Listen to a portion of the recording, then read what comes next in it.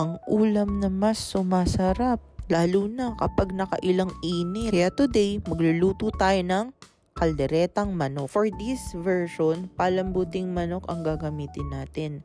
Kaya pinakuluan na natin siya beforehand. Habang pine-prepare natin ang ibang recados, katulad nitong carrots, patatas, at red bell pepper. Tara, simulan na natin maggisa. Sibuyas, bawang, tapos isang kutsan na natin ang manok na kanina napakuluan na natin. Tapos timplahan na natin patis, and then tomato paste. Halu-haluin. Tapos isunod na natin ang tomato sauce. Lagyan ng tubig, pero mas masarap yung pinagkuluan kanina ng manok. Hayaang kumulo at maluto.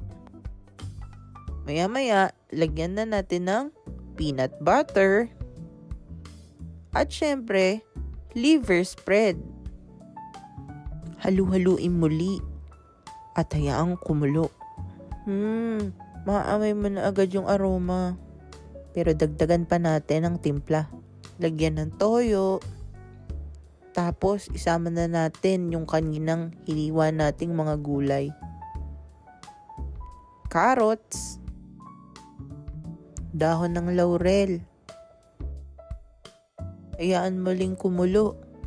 Tapos timplahan ulit natin ng brown sugar, asin, at paminta. Halu-haluin muli at hayaang kumulo para mas manuot ang lasa. Tapos, ilagay na rin natin ang patatas at yung red bell pepper.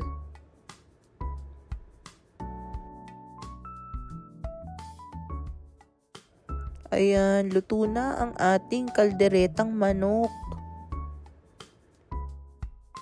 Serve it hot na may kasamang maraming kanin. Tapos, Coke. Kain tayo mga kangasab!